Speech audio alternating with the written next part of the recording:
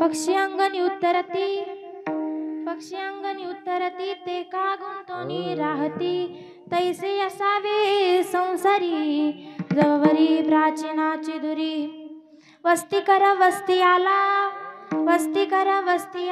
प्रातः काळी उठूनी गेला तैसे असावे संसारी जवरी प्राचीनाची दुरी शरण एका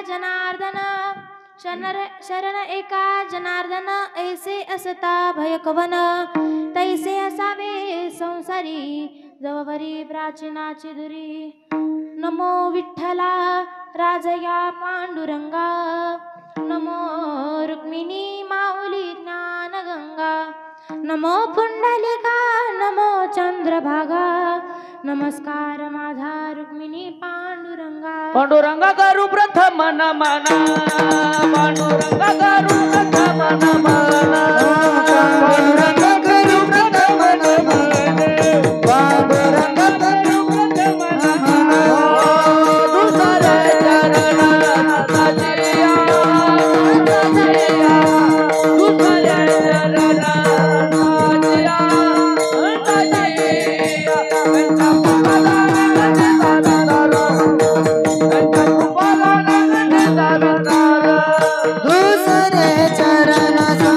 जिया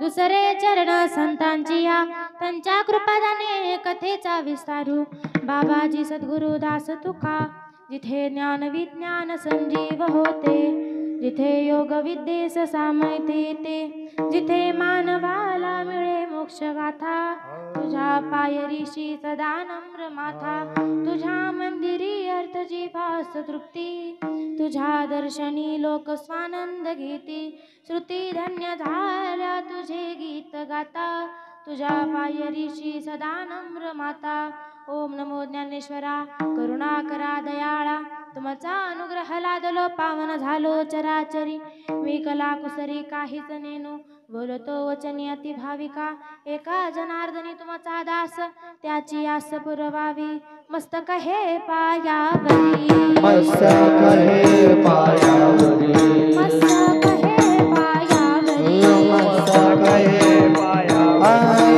वार करी संतांचा वार करी संता वार करी संतांचा वार करी संतांचा वार करी संतांचा वार करी मस्तक हे पायावरी वार करी संतांचा वार करी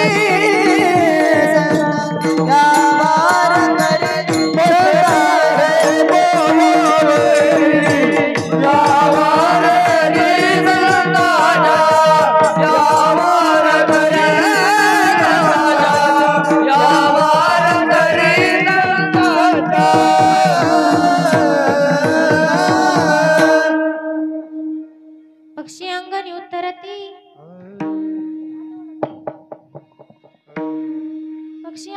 उतरती ते का गुंतोनी राहती तैसे असावे संसारी जववरी प्राचीनाची दुरी. प्रस्तुत प्राप्त प्रसंगी प्राप्त स्थळी कीर्तन रूपी सेवेसाठी घेतलेला अभंग पैठणचे सुप्रसिद्ध साधू संत पैठण निवासी शांतीचे सागर असणारे शांती ब्रह्म एकनाथ महाराज यांच्या उपदेश प्रकरणातील हा सेवेसाठी घेतलेला अभंग. या अभंगामध्ये संत एकनाथ महाराज काय बोलतात यावर बोलण्यापूर्वी अल्पसा परिहार देणे हे वक्त्याचं अध्य कर्तव्य असतं. तो परिहार म्हणजे असा. आज राणी झुंबर काळे या ताई आपल्यातून आज वर्ष निघून गेल्या आणि वर्षानंतर वारलेल्या गेलेल्या दिवसापासून वर्षानंतर जो कार्यक्रम केला जातो त्याला वर्षश्राद्ध असे म्हणतात. आज या ताईंचं वर्षश्राद्धाचा कार्यक्रम आणि माझ्यासारख्या पामराच्या वाटेला आलेली ही सेवा हे माझे मी परम भाग्य समजते. कीर्तनरूपी सेवेसाठी उपस्थित तुम्ही सर्व मंडळी तुमच्या सर्वांच्या ऋणी नतमस्तक होते. कीर्तन साथ देण्यासाठी उपस्थित पेटी मास्तर आमचे काळे महाराज असतील, मृदुंगाचार्य हर्षवर्धन महाराज काळे असतील, हनुमंत महाराज ढवळे असतील, काळे महाराज असतील. आपलं नाव काय? येडे महाराज. हा वेडे महाराज असतील, गुरुबंधू राम महाराज काळे असतील, बंधुराज अभि महाराज जांभळकर असतील.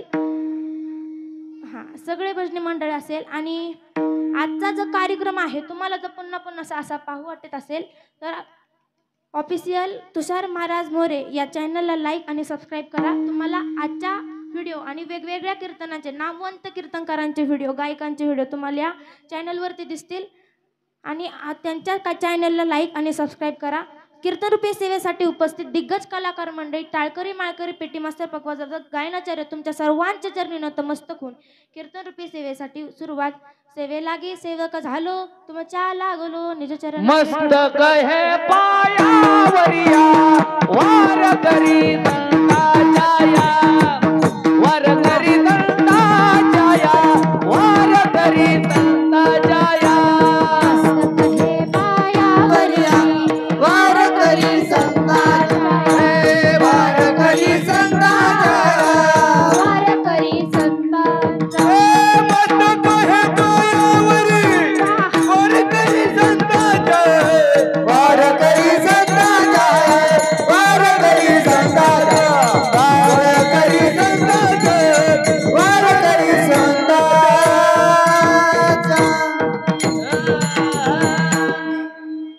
सेवेसाठी घेतलेला अभंग एकनाथ महाराजांचा आहे. नाथ बाबा या अभंगामध्ये माणसानं संसारामध्ये कसं असावं याचं वर्णन करतात.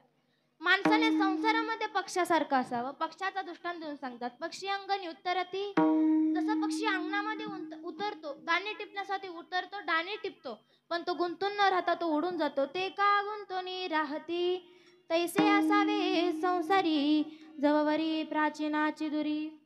तो तिथे गुंतून राहत नाही. आपण सुद्धा तसं संसारामध्ये असलं पाहिजे. संसारामध्ये आपण सुद्धा पक्षाप्रमाणे असलं पाहिजे. तैसे असावे संसारी जववरी प्राचीनाची दुरी. आपल्याला माहित नाही आपली दोरी देवाच्या हातामध्ये किती दिवस आहे आपल्याला माहित नाही. आपण किती दिवस जगणार आहे. मग आहे तोपर्यंत माणसानं कसं असावं. आहे तोपर्यंत माणसानं देवाचं नामस्मरण केलं पाहिजे. देवाचं नामस्मरण तुम्ही असं करा. देवाचं नामस्मरण तुम्ही असं करा की देवाला सुद्धा आपल्या नामस्मरणाची आवड लागली पाहिजे. म्हणून देवाचं नामस्मरण एकनाथ महाराज बोलतात माझ्या देवाला जे आवडते ते करा. माझ्या देवाला जसं नामस्मरण आवडतं तसं नामस्मरण करा. देवाला नामस्मरण कसं आवडतं. आवडे देवासी तो एका प्रकार नामाचा उच्चार रात्रंदिन तुळशी माळा गळा गोपी चंदन टिळा हृदयी कळवळा वैष्णवांचा. देवाला काय आवडतं ते केलं पाहिजे. देवाला काय आवडतं.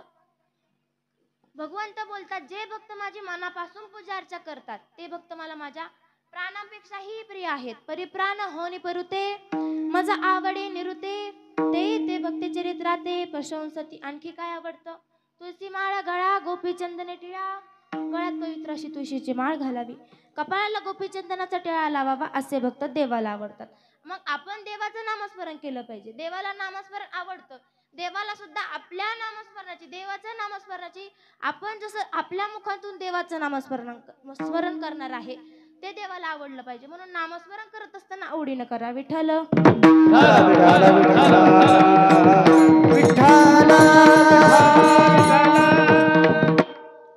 नाथ बाबा त्याचबरोबर हेही सांगतात की आपली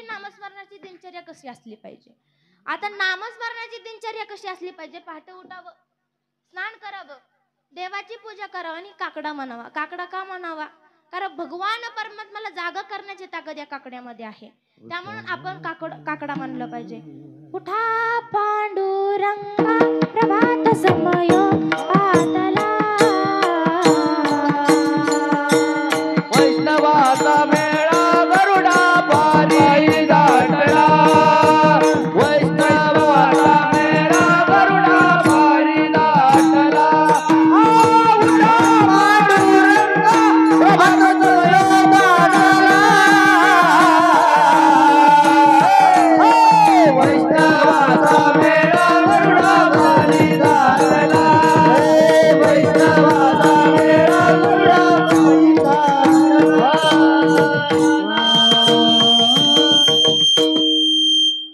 करण्याची, झोपेत उठवायची ताकद सुद्धा या काकड्यामध्ये आहे. आपण पहाटे उठलं पाहिजे, स्नान करून देवाचा काकडा म्हटला पाहिजे. भगवंताला आपल्याला जागा करायचे, देवाला झोपेत न उठवायचे म्हणून काही काकडा म्हणावा. दिनचर्या अशी असली पाहिजे. नंतर आपण काय केलं पाहिजे? दिवसामध्ये जेवढं काम करणार हे काम तुम्ही करा, पण काम करता करता देवाचं नामस्मरण. कामामध्ये काम, कामामध्ये काम, कामामध्ये काम, कामामध्ये काम, कामामध्ये काम, कामामध्ये काम, कामामध्ये काम, कामामध्ये काम, कामामध्ये काम, कामामध्ये काम, कामामध्ये काम, कामामध्ये काम, कामामध्ये काम, कामामध्ये काम, कामामध्ये काम, कामामध्ये काम. काही म्हणा राम राम, काही म्हणा राम राम, बोला काही म्हणा राम राम, काही म्हणा राम राम. कामामध्ये काम, कामामध्ये काम, कामामध्ये काम, कामामध्ये काम, कामामध्ये काम, कामामध्ये काम, कामामध्ये काम, कामामध्ये काम. कामामध्ये काम, कामामध्ये काम, कामामध्ये काम, कामामध्ये काम, कामामध्ये काम, कामामध्ये काम. आपण काम करत सुद्धा देवाचं नामस्मरण केलं पाहिजे. कामामध्ये काम, मुखी म्हणा राम राम. आपण देवाचं नामस्मरण केलं पाहिजे, काम करत असताना सुद्धा केलं पाहिजे. आपल्याला संसारामध्ये जेवढ्या अवघड गोष्टी आहेत, संसारामध्ये जेवढं काम करावं लागतं ना, तेवढं देवाच्या नामस्मरणामध्ये आपल्याला काम करावं लागत नाही. काय करावं लागतं? फक्त आपल्याला मुखाने नुसतं देवाचं नामस्मरण करायचं. कुठल्याही देवाचं नामस्मरण तुम्ही करू शकता, कुठल्याही देवाचं तुम्ही नामस्मरण करू शकता. तुम्ही महादेवाचं नामस्मरण करू शकता. महादेव हे लवकर प्रसन्न होणारे देवता आहे. आपण देवाला प्रसन्न करतो, प्रसन्न करून काय मागतो? दृष्टांत देऊन सांगते. एक वेडा माणूस होता, पण तो वेडा असून सुद्धा बुद्धीनं कसा चालाक होता. त्याने गुन्हेगार काळी कोणत्या तरी कीर्तनकाराचं ऐकलं की महादेव हा लवकर प्रसन्न होणारी देवता आहे, त्यामुळे आपण महादेवाचं नामस्मरण केलं पाहिजे. मग त्याने रोज तो महादेवाचं नामस्मरण करू लागला. एक दिवस भगवान शिवजी त्याच्यावरती प्रसन्न झाले. भगवान शिवजींनी त्याला भेट दिली आणि भगवान शिवजी म्हणाले, बाबा तुला मागायचंय ते माग, तुला मागायचंय ते माग. त्याने ठरवलं. शिवजी म्हणतात मागायचे ते माग, पण शिवजींना त्याने विचार केला, आता मी काय मागू? शिवजी म्हणाले तू माग, पण कसं माग? एकाच वाक्यात माग आणि एकदाच माग. मग त्याने विचार केला, एकाच वाक्यात मागायचं आणि एकदाच मागायचं. तो बुद्धीने कसा होता? चालाक होता. त्याने काय केलं? त्याने विचार केला की मला आता सगळंच पाहिजे. तो आंधळा होता. त्याने काय केलं? तो त्याने विचार केला की बाबा मी आंधळा आहे, मला डोळे पाहिजे, पण डोळे मिळून काय करू? मी आता म्हातारा व्हायला लागलोय. बरं मी म्हातारा झालोय, पण मला पैसे पाहिजेत. डोळे नको, पैसे पाहिजेत. मग पैशांना पाहण्यासाठी डोळे पाहिजे. मला बंगला पाहिजे, मला लग्न करायचे, पण मी वयोवृद्ध झाले, मला बायको कोण देणार? त्याने काय, त्याला चांगली युक्ती सुचली. त्याने काय केलं, शिवजींना सांगितलं की मला एक गोष्ट द्या, ती म्हणजे अशी की माझ्या नातवाच्या डोक्यावरती मला राजछत्र पाहिजे, माझ्या नातवाच्या डोक्यावरती राजछत्र पाहिजे. असं म्हटल्यानंतर शिवजी सुद्धा आश्चर्यचकित झाले. म्हणाले, बाबा ह्याने मागितलं तरी काय काय? त्यांनी एकाच वाक्यात मागितलं ना. शिवजीने विचार केला, बाबा हा आंधळा आहे, ह्याला पहिले डोळे दिले पाहिजे. पहिल्यांदा ह्याचं तर काही लग्न झालं नाही, हा वयोवृद्ध आहे, याला तरुण केलं पाहिजे. या म्हाताऱ्याला कोण बायको देणार? म्हणून त्याला पहिल्यांदा तरुण केलं पाहिजे. तरुण करून याला तरुण केलं पाहिजे, नंतर याचं लग्न केलं पाहिजे. ह्याला बायको मिळाली पाहिजे, याचं लग्न झालं पाहिजे, याला मुलगा झाला पाहिजे, मुलाचं लग्न झालं पाहिजे, मुलाचं लग्न झाल्यानंतर मुलाला मुलगा झाला पाहिजे. आणि या जर मुलाच्या डोक्यावरती याला जर राजछत्र पाहिजे असेल तर आपल्याला पहिलं याला राजा केला पाहिजे, पहिलं याला डोळे दिले पाहिजे. विठ्ठल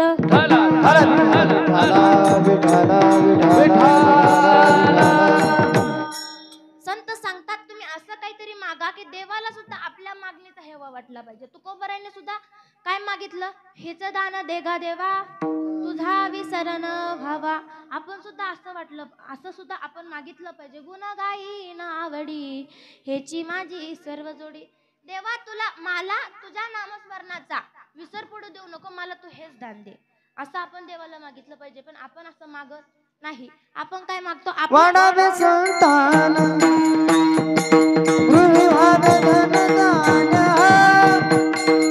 गृही व्हावे धनदान, हा गृही व्हावे धनदान, वाढावे संतान गृही व्हावे धनदान, गृही व्हावे धनदान, गृही व्हावे धनदान.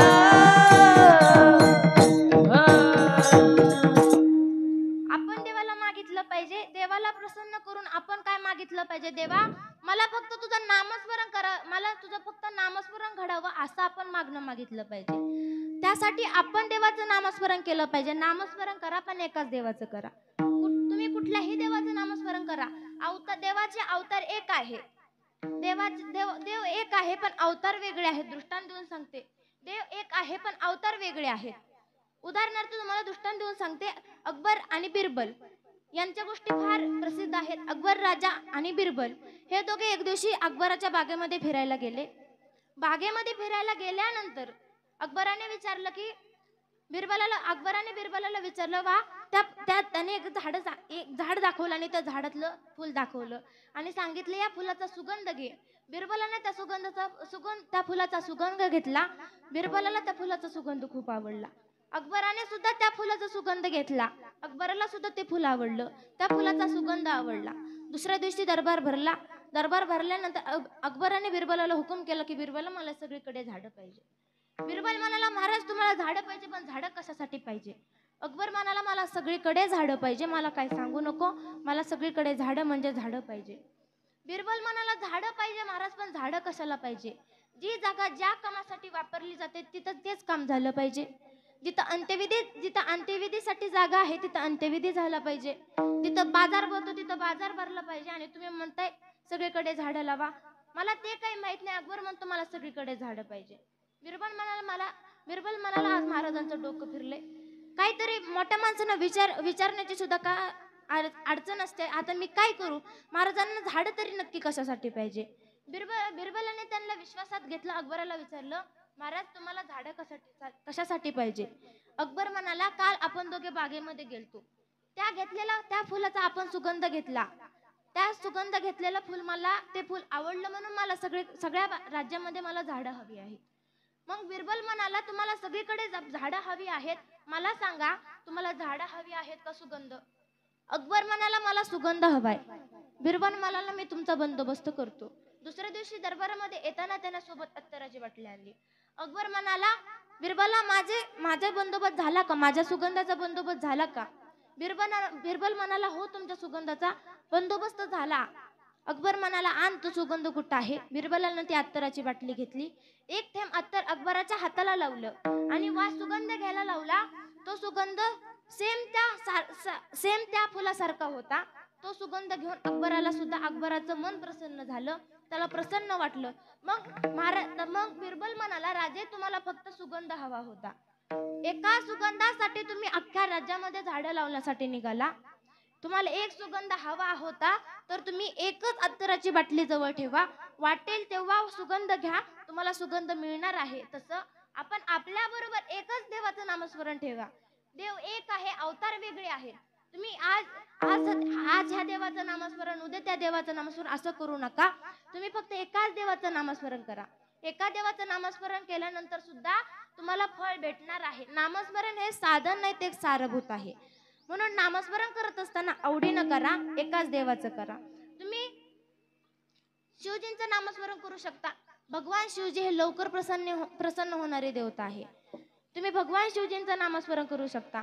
नाम तुझे भरवेगा शंकरा, नाम तुझे भरवेगा शंकरा, नाम तुझे भरवेगा शंकरा, नाम तुझे भरवेगा शंकरा, नाम तुझे भरवेगा शंकरा, नाम तुझे भरवेगा शंकरा, नाम तुझे भरवेगा शंकरा, नाम तुझे भरवेगा शंकरा.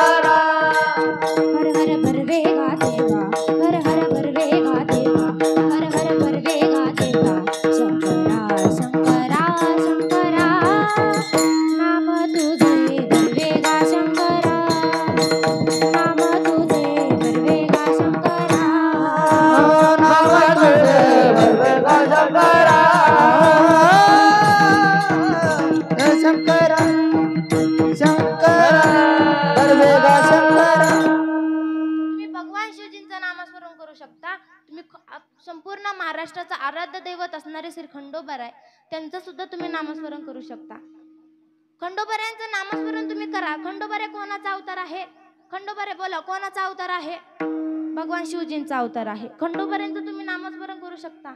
शिवावतारी मार्तंड मल्हारी, शिवावतारी मार्तंड मल्हारी, मनात ठेवून भानुला, टाच मारून घोड्याला निघाला भानुच्या वाड्याला, टाच मारून घोड्याला निघाला भानुच्या वाड्याला, नाच मारून घोड्याला निघाला भानुच्या वाड्याला, मारून घोड्याला निघाला भानुच्या वाड्याला. शिवावतारी मार्तंड मल्हारी, शिवावतारी मार्तंड मल्हारी, मनात ठेवून भानुला, टाच मारून घोड्याला निघाला भानुच्या वाड्याला, टाच मारून घोड्याला निघाला भानुच्या वाड्याला, घोड्याला निघाला भानुच्या वाड्याला, नाच मारून घोड्याला निघाला भानुच्या वाड्याला. शिवशंभूचा अवतार माझा मार्तंड मल्हार, शिवशंभूचा अवतार माझा मार्तंड मल्हार, दिल वचनाला जागला त्याला बाणूचा वरतार, दिल वचनाला जागला त्याला बाणूचा वरतार.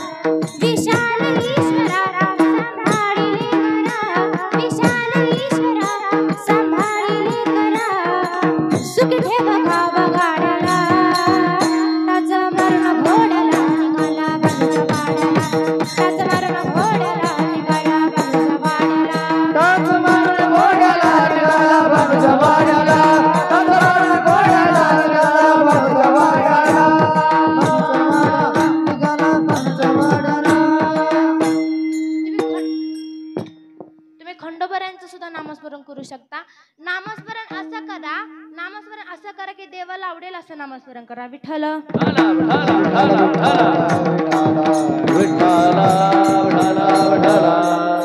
नामस्मरण हे आपल्या जीवनामध्ये फार गरजेची गोष्ट आहे. महाराज दृष्टांत देऊन सांगते.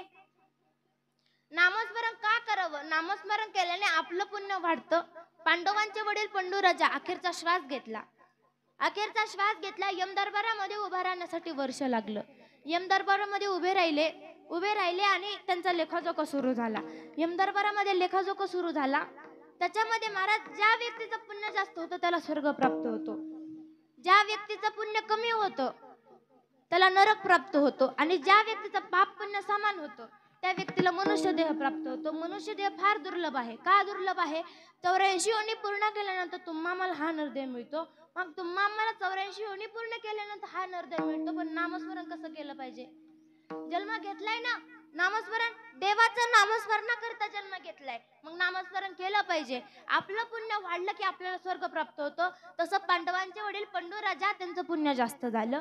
लेखाजोख्यामध्ये पुण्य जास्त झालं, त्यांना स्वर्ग प्राप्त झाला. स्वर्गामध्ये जावं लागलं. स्वर्गामध्ये गेले, स्वर्गाच्या दारामध्ये आत पाऊल टाकणार तोच पुण्य संपून गेलं. पुण्य संपलं. आता काय करायचं? मोठा प्रश्न पडला. आता काय करू? पांडवांचे वडील पंडूराजांना माघारी यावं लागलं. पांडवांचे वडील पंडूराजा हे राजे होते. राजा असो किंवा रंक, पण माघारी यावं लागलं. तेवढ्यात नारद मुनी दिसले. नारद मुनी दिसल्यानंतर नारद मुनींना सांगितलं की खाली जा आणि माझ्या मुलांना सांगा वडिलांच्या नावाने अन्नदान ज्ञानदान कीर्तदान कर, कारण त्याचं पुण्य मला लागेल आणि मी स्वर्गामध्ये जाईल. त्यामुळे महाराज आपण सुद्धा काही ना काहीतरी जीवनामध्ये दान केलं पाहिजे. आपलं पुण्य वाढवून घेतलं पाहिजे. आपण जर असं केलं तर आपल्याला स्वर्ग प्राप्ती होईल, आपला उद्धार होईल. विठ्ठल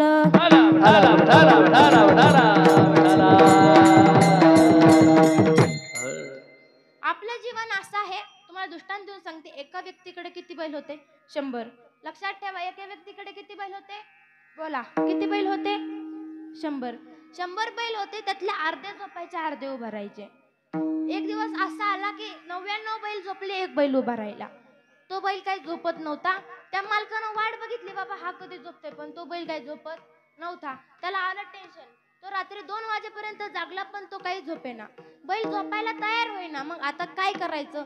त्याने विचार केला की बाबा हा जो झोपायला तयार नाही, मी पण ह्याला झोपल्याशिवाय राहणार नाही. हा ज्यावेळेस झोपेल त्यावेळेस मी झोपायला जाईल. त्याने काय केलं? बैलाच्या अंगावरती उडी मारली, बैलाच्या अंगावरती बसला आणि त्याला खाली दाबू लागला. बैलाला खाली दाबू लागला. त्या बैलाला खाली दाबता दाबता 99 बैल उभा राहिले. याचं नाव संसार आहे. एक काम संपवता दुसरं काम उभं राहतं. दुसरं संपवता तिसरं उभं राहतं. शेवटी मरावं लागतं. यमयातना भोगावे लागतात. मग यमयातना काय सोप्या असतात का? मारिती तोडीती झोडीती निष्ठुरा, मारिती तोडीती झोडीती निष्ठुरा, मारिती तोडीती झोडीती निष्ठुरा, मारिती तोडीती झोडीती निष्ठुरा.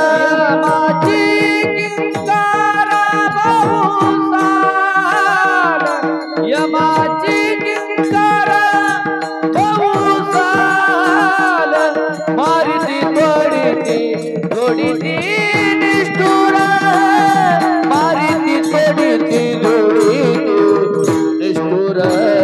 यमाची किंकर बहुसाल, यमाची किंकर बहुसाल, मारिती तोडीती झोडीती निष्ठुरा, मारिती तोडीती झोडीती निष्ठुरा.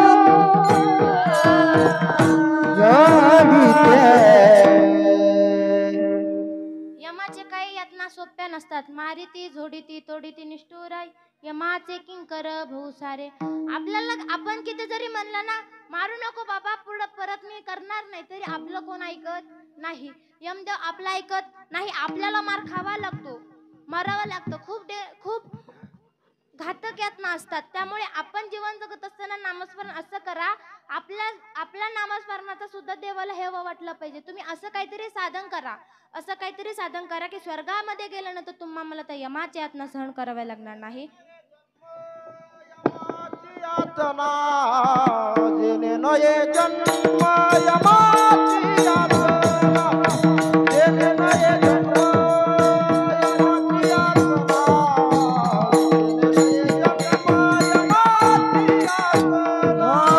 जेने नये जन्म, यमाची यातना जेने नवे जन्म, यमाची यातना जेने नवे जन्म, यमाची यातना जेने नवे जन्म, यमाची यातना जेने नवे जन्म, यमाची यातना.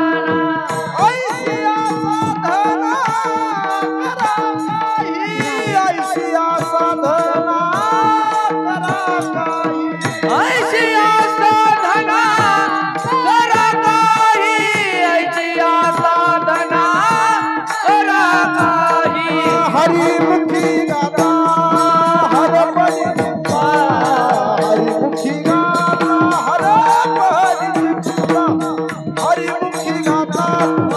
हरपली चिंता हरिमुखी गाता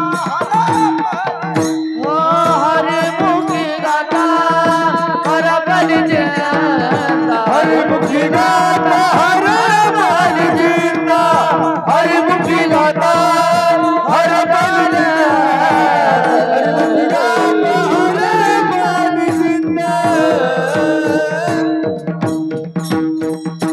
तुम्ही असं काहीतरी साधन करा, स्वर्गामध्ये गेल्यानंतर तुम्हाला मला त्या यमाची यातना सहन करावा लागणार नाही. असं काहीतरी साधन करा. ऐशी या साधन करा काही तेने न हे जन्म यमाची यातना. ऐशी या साधन करा काही, असं काहीतरी साधन करा. मग एकनाथ महाराज तुम्हाला सांगतात माणसानं संसारामध्ये कसं असावं. अभंगाचं पहिलं चरण. पक्षी अंगणी उतर पक्षी अंगणी उतर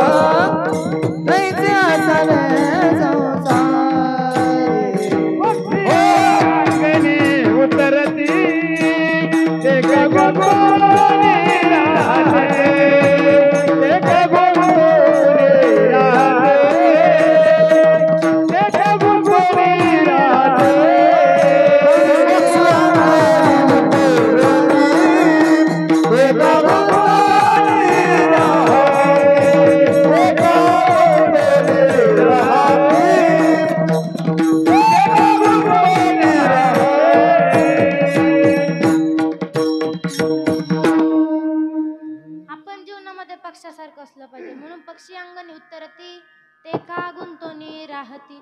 पक्षी अंगणामध्ये दाणे टिपण्यासाठी उतरला, तो गुंतून राहत नाही. तसं आपण जन्माला आलो, पण आपण संसारामध्ये गुंतून न राहता कसं असलं पाहिजे, देवाचं नामस्मरण केलं पाहिजे.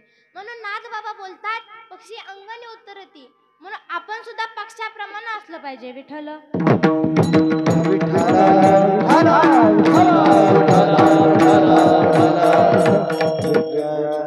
महाराज जग बरोबर असल्याचा कधी विचार करू नका. का तर आपण कुठे चुकतोय याकडे जगाचं लक्ष असतं. आपण कितीही चांगलं वागा, कितीही जरी चांगलं वागलं तरी जगाला या गोष्टीशी काही घेणं देणं नसतं. आपण किती चुकतो यासाठी याकडे या जगाचं घेणं देणं असतं. म्हणून महाराज या जगाला या गोष्टीमध्ये जास्त इंटरेस्ट असतो. आपण जग बरोबर असल्याचा विचार करायचा नाही, पण मात्र आई वडील बरोबर असल्याचा विचार करायचा. आई वडील हे आपल्याला जन्म दिल्यापासून त्यांनी आपल्याला शिकवलेलं आहे. वेदानं पहिला मान कोणाला दिला, वेदानं पहिला पूजेचा मान कोणाला दिला तर मातृदेव भव, दुसरा पितृदेव भव, तिसरा आचार्य देव भव, अतिथी देव भव. वेदानं पहिला मान मातेला दिला, दुसरा मान पित्यांना दिला, तिसरा मान मातृदेव भव, पितृदेव भव, आचार्य देव भव. तिसरा मान आपल्याला कोणाला दिला तर आपल्या गुरुवरांना दिला. आणि चौथा मान पाहुण्यांना दिला. मग आपण या 4 देवतांना प्रसन्न केले ना, आपल्या आई वडिलांची तुम्ही जर सेवा केली ना, खरा ग्राउंड लेवलचा परमार्थ होईल. त्यामुळे आई वडिलांची सेवा केली पाहिजे. तुम्ही आई वडिलांची सेवा करत नसताल, नुसतं दुसरीकडे फिरत असताल, कुठलीही तीर्थयात्रा करू नका. माय बाप केवळ काशी केले न जावे तीर्थाशी केले न जावे तीर्थाशी केले न जावे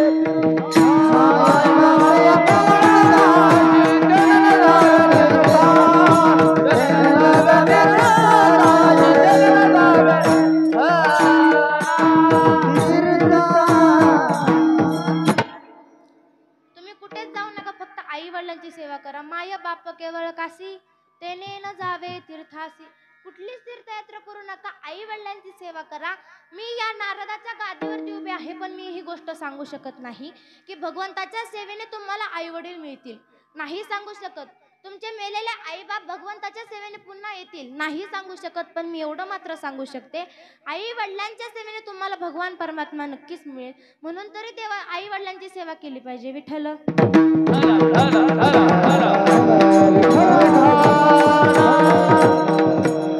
माता पित्यांची सेवा करून कोणाला आई वडील मिळेल? तर पुंडलिक राय. माता पित्यांची सेवा करून कुणाला भगवान परमात्मा मिळाला? पुंडलिक रायांना मिळाला. पुंडलिक रायांना कसं काय मिळालं? दृष्टांत देऊन सांगते. पुंडलिक राय आपल्या आई वडिलांची सेवा करत नव्हते. एक दिवस पुंडलिक रायांच्या आई वडिलांनी आपले मन व्यक्त केले की अरे पुंडलिका, खूप दिवस झाले आम्ही कुठे तीर्थयात्रेला गेलो नाही, आम्हाला काशी यात्रेस जाऊ वाटले, काशी यात्रेस घेऊन चल. असं म्हटल्यानंतर पुंडलिक रायांनी विचार केला, चला आपणही जाऊ, आपल्या आई वडिलांना सुद्धा घेऊन जाऊ. आई वडिलांसोबत काशी यात्रेस निघाले, सोबत बायकोला पण घेऊन निघाले. जात असताना बायको थकली. बायको म्हणाली, अहो माझे पाय खूप दुखायला लागलेत, मी आता चालू शकत नाही. पुंडलिक रायांना लगेच आई वडील सुद्धा म्हणाले, अरे पुंडलिका, आमचं वय झालं आहे, आम्ही आता जास्त चालू शकत नाही, हातपाय फार दुखायला लागलेत, आता तो आमच्यासाठी काहीतरी कर. पुंडलिक रायांना विचार केला, बाबा आता मी काय करू? पुंडलिक रायांजवळ दोरी होती. ती दोरी आई वडिलांच्या गळ्यामध्ये बांधली आणि आपल्या बाईला खांद्यावरती घेतलं. हे मी सांगत नाही, हे संत सांगतात की आई वडिलांना पुंडलिक रायांनी गळ्यामध्ये दोरी बांधली, आपल्या बायकोला खांद्यावरती घेतलं. हे संत. आई बापाच्या गळ्याला दोरी बाईल खांद्यावरी, आई बापाच्या गळ्याला दोरी बाईल खांद्यावरी, पुंडलिक तीर्थयात्रा करी, पुंडलिक तीर्थयात्रा करी. हाय बाबाच्या गळ्याला दोरी बाईल खांद्यावरी, आई बाबाच्या गळ्याला दोरी बाईल खांद्यावरी, पुंडलिक तीर्थयात्रा करी, हे पुंडलिक यात्रा.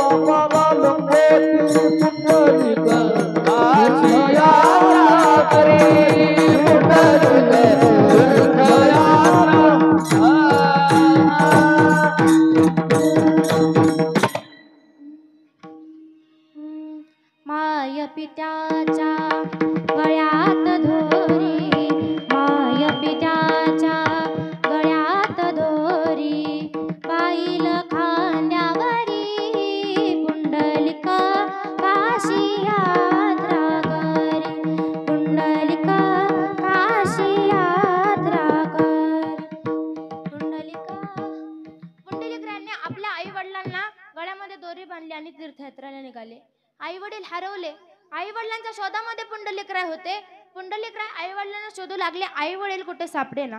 आता काय करायचं, खूप मोठा प्रश्न पडला. पुंडलिक राय सहज आई वडिलांना शोधत शोधत कुकुट स्वामींच्या आश्रमासमोरनं गेले.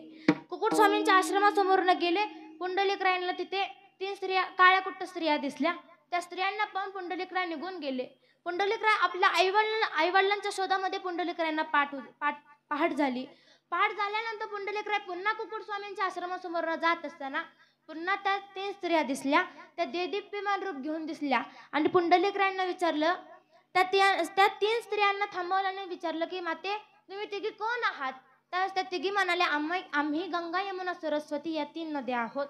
तुझ्यासारखे पापी लोक आमच्यामध्ये येऊन स्नान करतात, आम्हाला घाण करतात, मग आम्हाला शुद्ध होण्याची फक्त एवढीच जागा आहे, ती म्हणजे आम्ही कुकुटस्वामींची सेवा करतो. पुंडलिकरायांना विचारलं तुम्ही कुकुटस्वामींची सेवा करता, असं कुकुटस्वामींमध्ये काय सामर्थ्य आहे? काळ्या कुट्ट स्त्रिया आई त्या कुकुटस्वामींची सेवा करून येताना दैदिप्यमान रूप घेऊन आल्या. पुंडलिकराय आपलं सगळं आवरलं. पुंडलिकराय कुकुटस्वामींच्या आश्रमात मध्ये गेले, कुकुटस्वामींना भेटले. कुकुटस्वामींना विचारलं 3 काळ्या कुट्ट स्त्रिया आल्या आणि तुम्ही त्यांना दैदिप्यमान रूप घेऊन करून दिला आणि तुम्ही त्या म्हणाल्या की आम्ही फक्त कुकुटस्वामींची सेवा करतो, असं तुमच्यामध्ये काय सामर्थ्य आहे ते मला सांगा, मला सुद्धा हे सामर्थ्य पाहिजे. असं म्हटल्यानंतर पुंडलिकरायांना कुकुटस्वामी सांगतात मी काहीच करत नाही, मी फक्त माझ्या आई वडिलांची सेवा करतो, म्हणून माझ्यामध्ये एवढं सामर्थ्य आहे. विठ्ठल.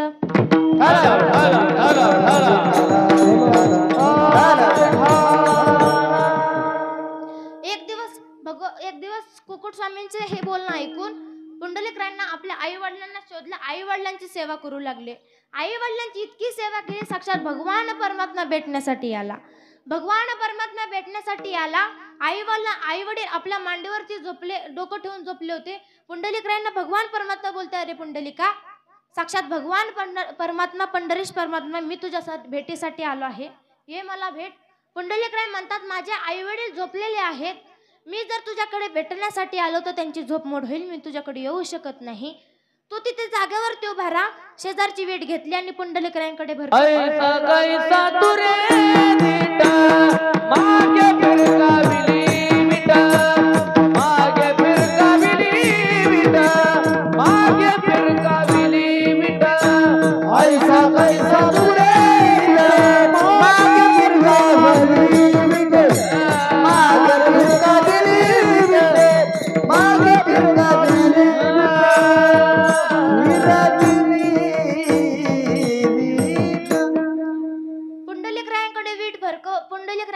वीट भरकवली आणि साक्षात भगवान परमात्मा त्या विटेवरती उभा राहिला.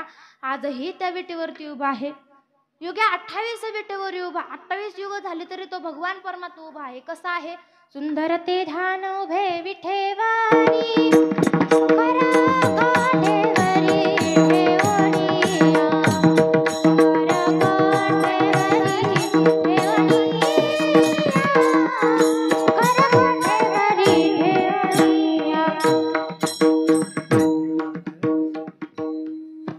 भगवान परमात्मा त्या विटेवरती उभा राहिला.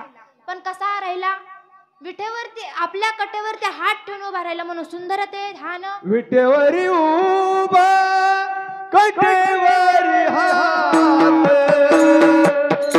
विटेवरी उभा कटेवरी हात, विटेवरी उभा कटेवरी हात, विटेवरी उभा कटेवरी हो विटेवरी उभा कटेवरी हात, विटेवरी उभा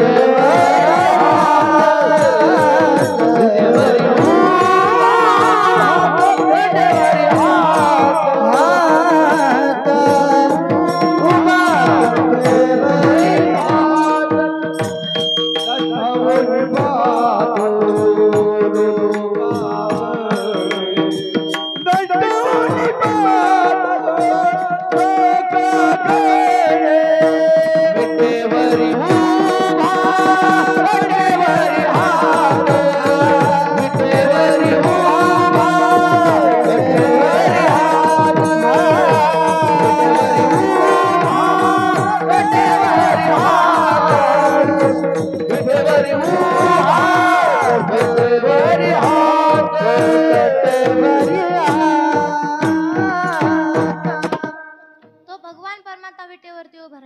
विठेवरी उभा कटेवरी हात. भगवान परमात्मा विटेवरती उभा राहिला.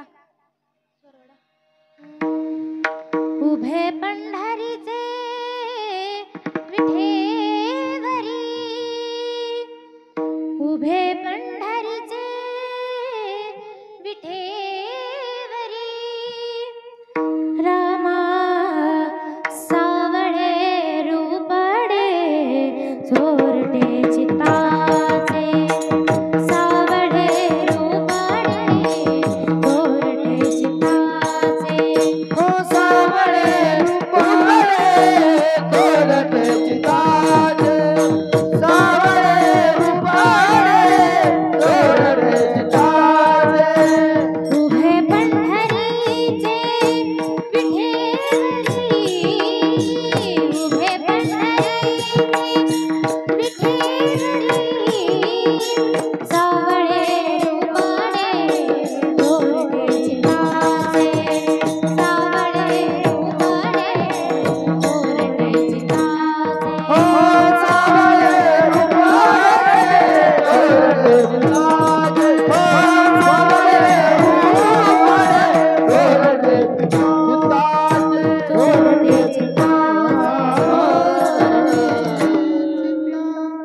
महाराज भगवान परमात्मध्ये इतकी ताकद होती तुकोबरायांची भगवान परमात्मा भेट व्हायची पण माझ्या पुंडलिक रायांना भगवान परमात्म्याला डायरेक्ट त्या विटेवरती उभं केलं आणि भगवान परमात्मा त्या पंढरपुरामध्ये आजही विटेवरती उभा आहे.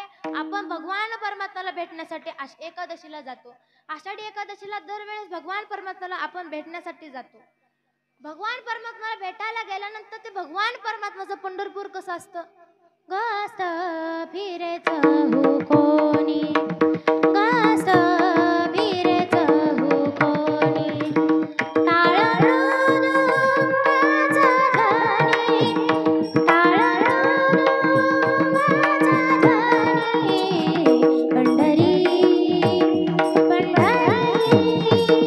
पंढरी पंढरी पंढरी विठुरायाची नगरी विठुरायाची नगरी विठुरा नगरी. तुकोबराय म्हणतात असं स्थळ कुठंच पाहिलं नाही. असं स्थळ मी एकाच ठिकाणी पाहिले. असं स्थळ कुठं नाही म्हणून ऐसे स्थळ नाही कोठे ऐसे स्थळ नाही कोठे ऐसे स्थळ नाही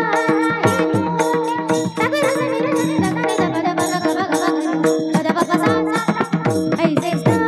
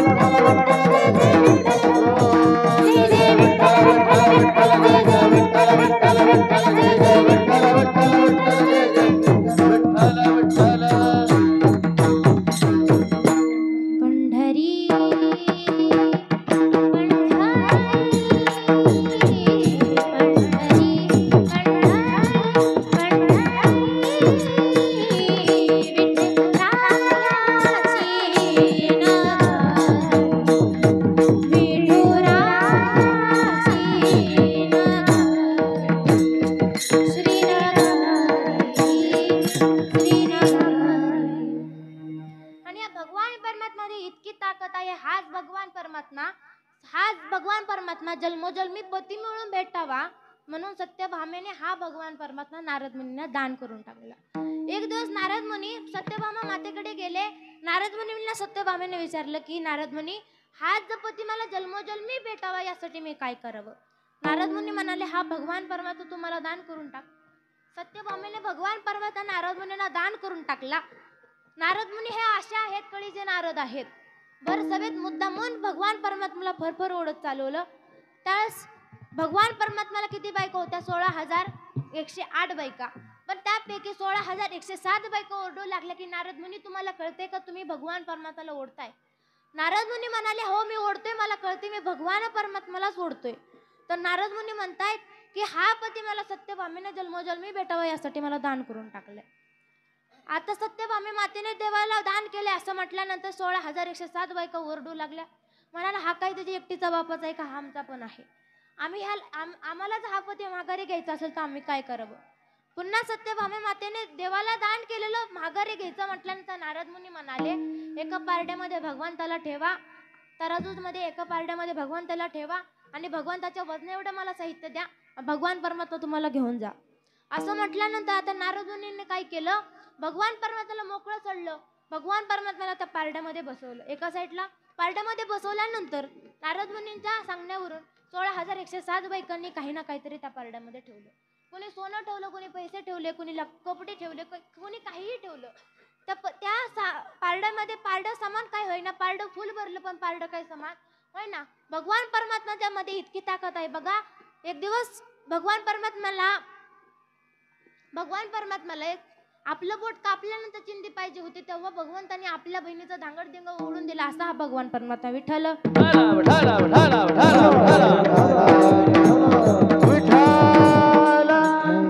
भगवान परमात्म्याला भगवंताचं काही पारडं समान होईना. आता 16,107 बायकांनी काही ना काहीतरी ठेवलं. मग आता कोण राहिली?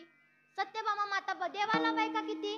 16,108 बायका. मग सत्यभामेला सगळ्या 16,107 बायकांनी बोलून घेतलं आणि सत्यभामा मातेने तुळशीचं पान तोडून आणलं आणि सांगितलं की या पारड्यामध्ये तू काही ना काहीतरी ठेव. बाबा आम्ही 16,107 बायकांनी एवढं पारडं भरण्याचा प्रयत्न केला पण पारडं काय समान होईना. पारड्यातले गच्च भरलं पण पारडं काय समान होईना. भगवंताचं वजन तरी किती आहे. मग त्या सत्यभामेने काय केलं, सहज ते तुळशीचं पान त्या पारड्यावरती ठेवलं. पारडं समान झालं. भगवंताला पुन्हा 16,107 बायकांनी माघारी घेतलं. जसं सत्यभामे मातेने हाच पती जन्मोजन्मी भेटावा यासाठी नारद मुनींना भगवान परमात्मा दान करून टाकला, तसंच आपण आपल्या आई वडिलांचा सुद्धा हा सोहळा करू शकतो. हेच आई वडील आम्हाला जन्मोजन्मी भेटावं यासाठी आम्ही काय करावं, आपण सुद्धा हा सोहळा करू शकतो.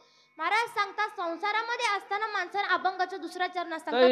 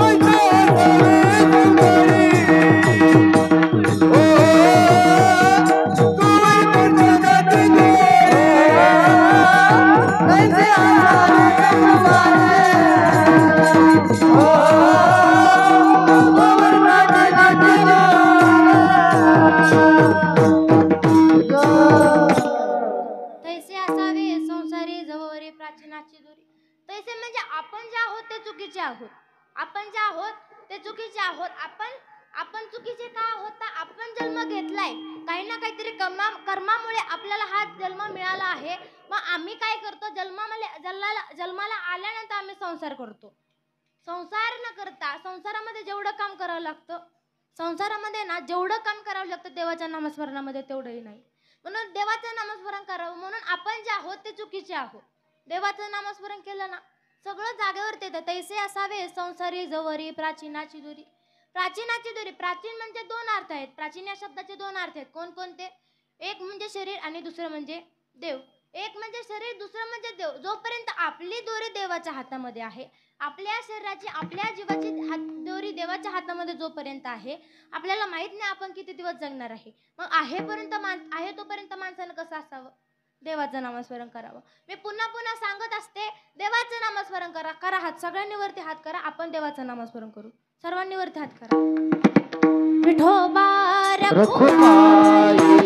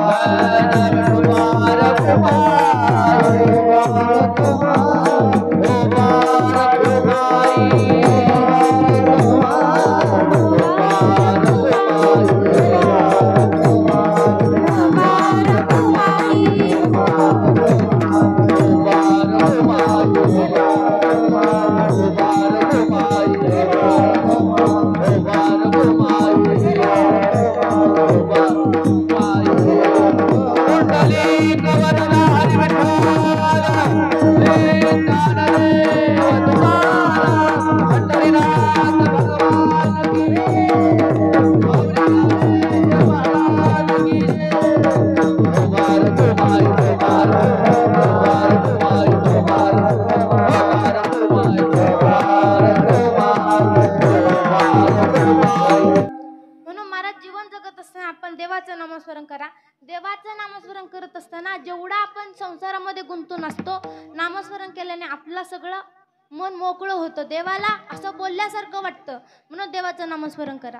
नामस्मरण तुम्ही असं करा की नामस्मरण देवाला आवडेल असं करा. देवाला नामस्मरण कसं आवडतं?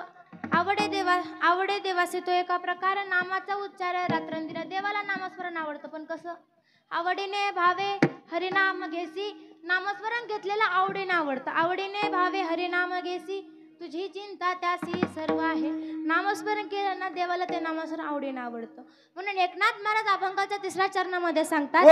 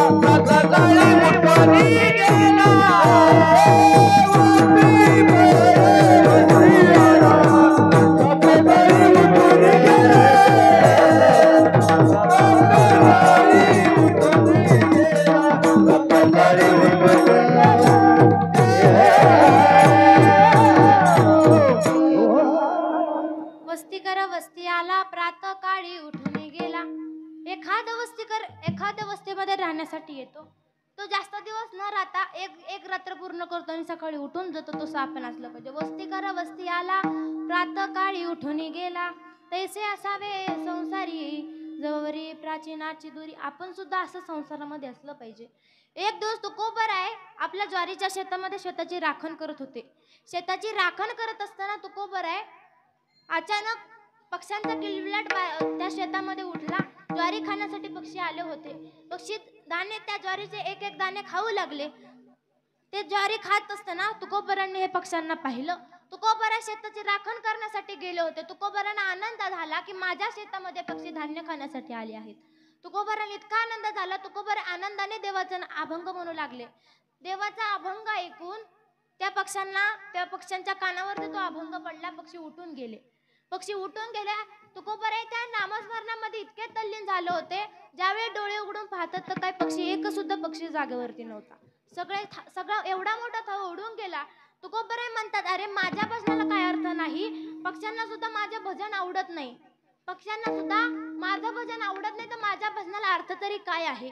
मी जर आता अभंग म्हणलो आणि पक्षी जर इथे आले नाही तर मी देवाचं नामस्मरण करणं सोडून दिलं. तिकडे देवाला घाम फुटला. बाबा, तुकोबराने जर नामस्मरण सोडून दिलं तर मी काय करू? तुकोबराने जर नामस्मरण करायचं सोडून दिलं तर मी काय करू? असं त्यांना प्रश्न पडला. मग तुकोबराने अभंग सुरू केला. साक्षात भगवान परमात्म्याने चमत्कार केला. तुकोबरांच्या शेतामध्ये पक्ष्यांचा किलबिलाट उठला. ही भगवान परमात्म्याची चमत्कार आहे. विठ्ठल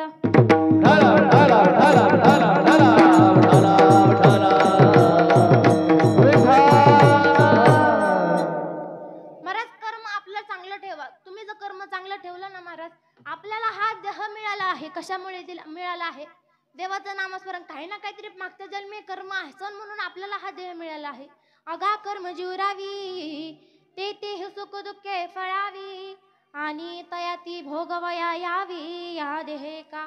मागच्या जन्माचे जे उरलेले आहे ते फेडण्याकरता एकट्याला मात्र सर्व काही भोगायचे आहे. म्हणून महाराज जीवन जगत असताना देवाचं नामस्मरण केलं पाहिजे. नामस्मरण करून तुमचा आमचा उद्धार होणार असेल तर आपल्याला नामस्मरण करायला काय हरकत आहे का? मुखी नाम हाती मोक्ष, ऐती